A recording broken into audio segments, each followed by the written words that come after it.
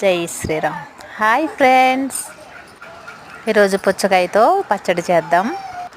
ముందుగా ఇలా పుచ్చకాయ కట్ చేసుకుని పైన తొక్కని చెక్కుకోవాలి.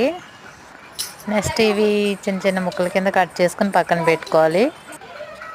నెక్స్ట్ పొయ్యి మీద కళాయి పెట్టుకుని పల్లీలు వేయించుకోవాలి. పల్లీలు వేగిన తర్వాత లైట్గా గొల్లపప్పు వేసుకోవాలి. నెక్స్ట్ ఎండుమిర్చి, కొద్దిగా ఆయిల్ వేసి ఎండుమిర్చి వేయించుకోవాలి.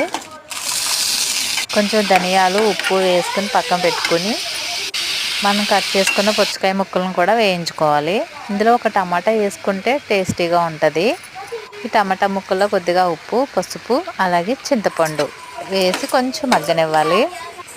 మగ్గిన తర్వాత స్టవ్ మీద నుంచి కళాయి దించేసి ఇందులో వెల్లుల్లిపాయలు అలాగే కొంచెం కొత్తిమీర వేసుకుని మిక్సీ పట్టుకోవాలి. మరీ మెత్తగా కాకుండా కచ్చాబచ్చగా పట్టుకుంటే బాగుంటుంది. నెక్స్ట్ పొయ్యి మీద కళాయి పెట్టుకుని పోపు వేసుకోవాలన్నమాట. కొద్దిగా ఆయిల్ వేసుకుని పోపు దినుసులు, కరివేపాకు వేసుకుని ఈ పచ్చడిలో వేసుకోవడమే. అంతే, పుచ్చకాయ పచ్చడి రెడీ.